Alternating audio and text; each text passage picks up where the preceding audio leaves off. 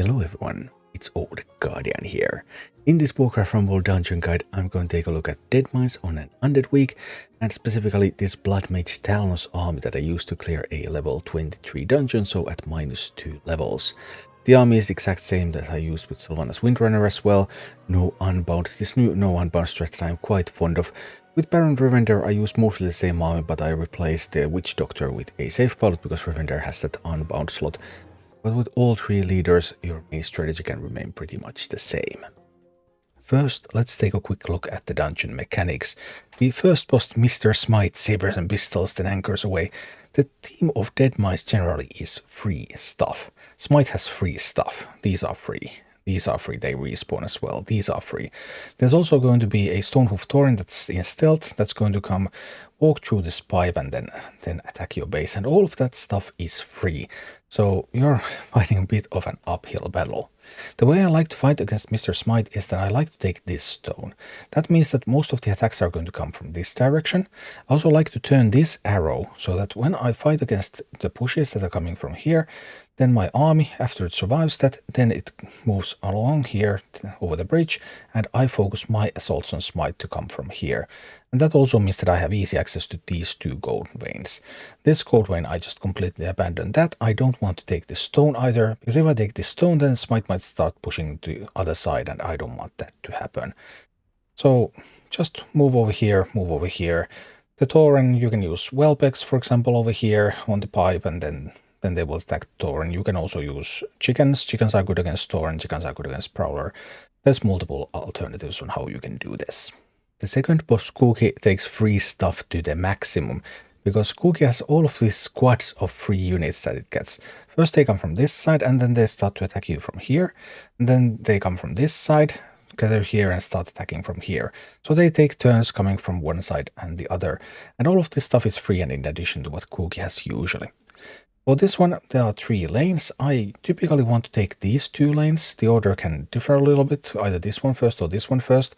I like to take these chests early, so I often turn these arrows and something to grab those chests, and I like to send a miner at the start, because there's this gold vein with 2 nuggets on it ready, and if you can send a miner out there, then you will get those instead of Cookie.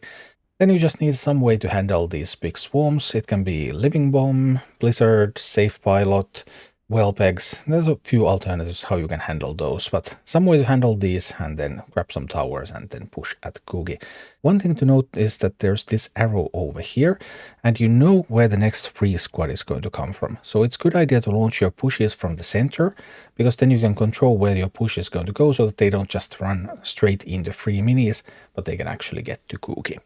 Finally, there's the third boss, Sneed, and Sneed is a really annoying boss where slight lapse in concentration can immediately lose you the game, because there are these 2 platforms. They are connected. When they are sparkly like this, then the next mini that steps on it is going to be destroyed, and 5 copies of that mini are going to come down this lane. And then the platforms go on a cooldown for a little while, and then after a little while they start sparkling again, and then again the next mini that comes is going to come in 5 copies. So you need to pay careful attention to the platforms, pay attention to what gets copied, maybe use some unbound minis so that they get copied instead of something like a Molten Giant.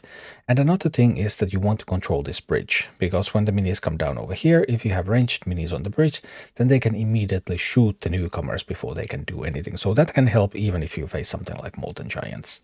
Typical strategy against Sneed would involve taking this tower first, then taking this tower, then assaulting Sneed from here, or potentially just defending and then using Whelpex and Quillbore or something unbound spam to just kill Sneed while you're defending against everything that Sneed has to offer. And this is the Deadmines army with Thalnos. I'm using Abomination, Plague Farmer, Living Bomb, Frostwolf Shaman, Witch Doctor, and Angry Chickens. So first boss, Mr. Smite, we go in with this armored Abomination. You have Angry Chickens that can handle Prowlers, they can also handle Taurens, they can sometimes even handle Mountaineers, especially if the dwarf is already committed to shooting at something. Then there's DPS coming from Plague Farmer and from Witch Doctor, and Living Bomb is not really needed in that one at all. Then the second map, Cookie, I like to open the chest with something quick, like chickens or maybe even a Witch Doctor, send a miner to the right at the start, then make an armored Abomination, start attacking those towers, and whenever there is a squad, Living Bomb, so you have to be a little bit careful with your gold, try to save a little bit of gold so you can Living Bomb stuff. But also, once you have an Abomination tanking Cookie, sending chickens to the other side can be really, really sweet in that one. And then finally there's the Sneed map and no unbounds, oh noes. Well, I'm just going to build a huge death ball, take the left tower, take the right tower, push at Sneed from the right tower. Even if an Abomination gets copied, Abomination doesn't have enough time to get to your base. So once you have the death ball rolling, it's just game over for Sneed and no need to pay any attention to the platform. And this is what it all looks like in action. So here we go, Deadmines with Thalnos starting at Mr. Smite. Push this time seems to be coming from the right. When I did it with Sylvanas, push came from left. I also don't have an Abomination, so I'm letting my base tank a little bit here, and I'm sending my ranged DPS minis to just eliminate that push. And look at that, base didn't take too much damage. And now the Witch Doctor and the Plague Farmer are en route to capture that stone for me. But now there's... I actually should have played the first Wolf Shaman there, and then immediately after the Abomination. That would have been stronger than playing the Thalnos, because I could have gotten an Armored Abomination with proper positioning. Shaman far back and then Abomination at the front. But be that as it may, we're still doing okay. We're still doing fine here, no worries. There's the Stealth Tauren is coming, so I'm going to use chickens soon. Yep, here go the chickens, remembering to turn the arrow as well, in case something survives and moves to that side. Then I'm wondering what to do. I'm deciding I want to actually try to attack them across that, because you can actually shoot over that wall, but so... well, that didn't go as well as I had hoped. But the Witch Doctor did do some nice work there. And now we managed to clean up that side. That's good. And now we can start building up our death ball for Mr. Smite. 2 Shamans, an Abomination, pair of Thalnos Eye, and life's looking pretty good. I might throw a Plague Farmer out there. I think I have enough time to do that before I need the chickens for the Tauren. And yeah, now there's also a Plague Farmer. That's power. Although now, whoopsie, the respawn. That was pretty unlucky respawn timing, by the way. I don't think I've had that kind of a respawn before that almost wipes everything, but still, I mean, it didn't wipe exactly everything. The poison stacks are still on Smite. As long as the Abomination stays around, poison stacks keep ticking and Smite goes down. Next up, Cookie. Unlike with Sylvanas, this time somehow I struggled a little bit with Cookie, but Cookie is still a fight where you shouldn't give up too early. So, okay, we get the start going. We find the Miner, we have the Armored Abomination, we have Witch Doctor this time opening chest. I would prefer chickens. Chickens are faster, so chickens ensure that the chest will be opened and nothing can interrupt. Witch Doctor sometimes gets interrupted. This time actually we get a pretty sweet living bomb out there. Alright, we be bombing, we be blasting. Life's looking quite good so far. Everything is shielded by the Witch Doctor. We have the Plague Farmer in a route where Plague Farmer is going to start shooting at the tower. That Prowler came at a little bit inopportune time. I'm trying to salvage that somehow.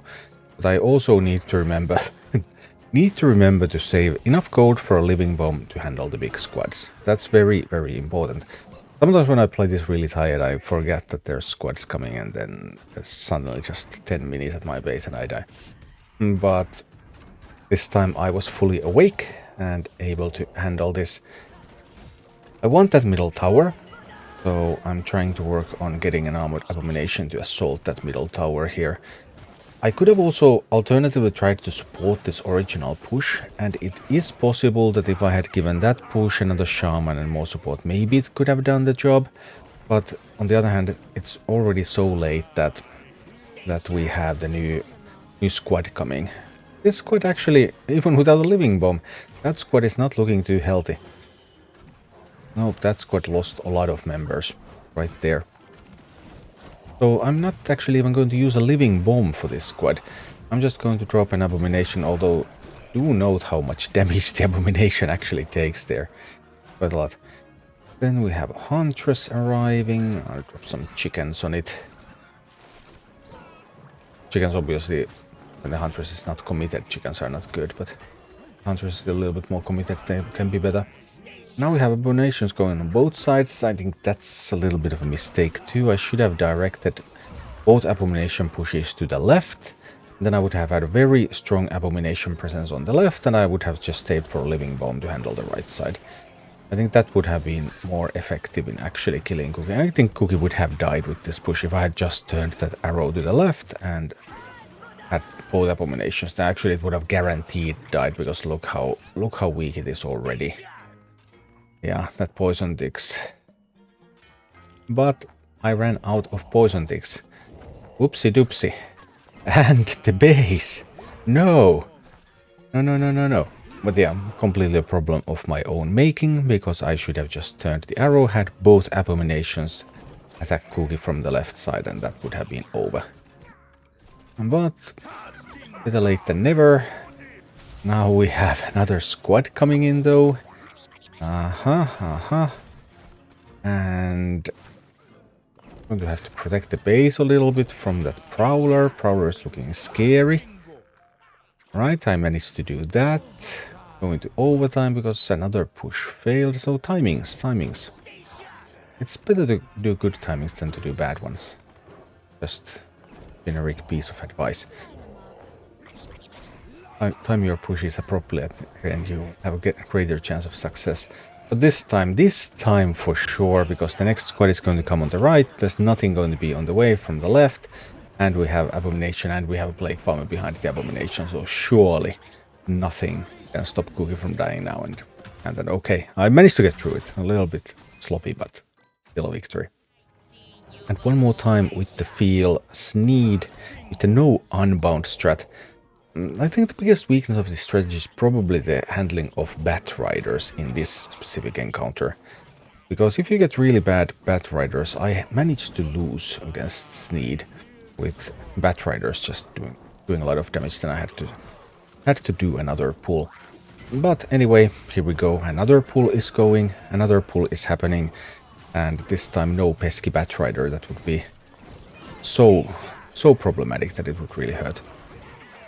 Although there is a Bat Rider this time again. No, not a Bat Rider. Kill it quick. But this time we do get it down, so no worries. Bat Rider's going down, and life is good. No worries. I miss my Abomination going down. I have 2 Shamans healing it, so maybe I can keep it up. There's also a Molten Giant coming. Molten Giant did not get copied this time, which on the other hand means that the Molten Giant is going to attack my base, so I have to do something about it. And here we go, trying to do a little bit of... yeah, that was my plan. I can get some chickens, and I can get Thalnos, and I don't go near enough to the Ogre Mage, so the Ogre Mage shouldn't bother me too much. Killed some chickens, but then it dies, so it's gonna be fine. Alright, everything is looking pretty good. Now I just need to reinforce the push. The push has lost a shaman. There's 1 shaman left. I need more shamans for the push. That's what I really need. More shamans. 2 abominations is good. If I lose 1, then it doesn't matter. But what I need is more shamans. So here we go. As soon as the tower gets built, I'm going to start dropping more units to go over there. Looking the base defense situation, I'm actually letting the AI mine near my base. That's not great. One of the abominations decided to... I didn't really need another abomination there. I think could have done something like a Thalnos.